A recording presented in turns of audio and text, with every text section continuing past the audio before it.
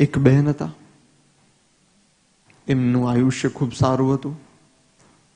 સવારના સમયે નાસ્તો કરતા હતા અને નાસ્તો કરતા કરતા એમના હાથમાંથી જે પાત્ર હોય તે છટકી ગયું અને એમનો જે સેવક હતો તે બહાર ગયો હતો કામકાજથી.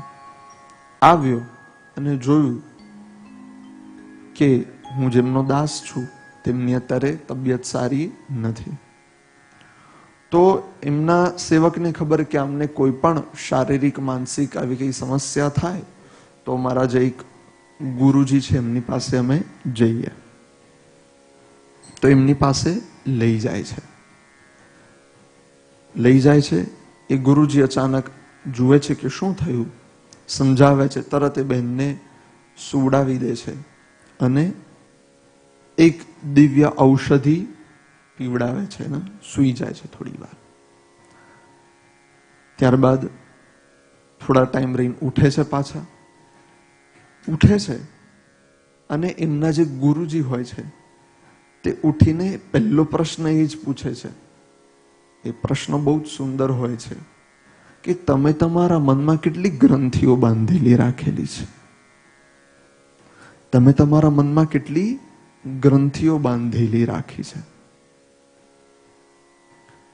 ત્યારે ઉત્તર આપે કે ન આપે, અને આપે તો શું આપે, એ પરિસ્થિતિમાં ગભરાઈ જાય છે. અતઃ કેટલી પ્રેજ્યુડાઇસિસ તમે તમારા મનમાં લોકો પ્રત્યે, સ્થાનો પ્રત્યે, વસ્તુઓ પ્રત્યે રાખેલી છે કે ગ્રંથિઓને કારણે તમારા હૃદયમાં આ એક ભયંકર સમસ્યા થઈ ગઈ કે હું આનો કોઈ આયુર્વેદિક કે અન્ય ઉપચાર નહીં આપું, પરંતુ એક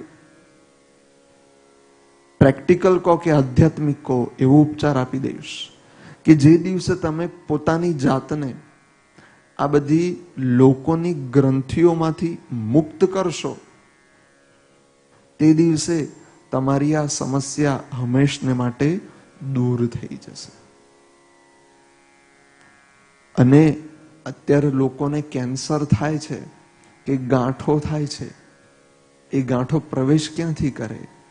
એ મનથી જ શરીરમાં પ્રવેશ કરે છે.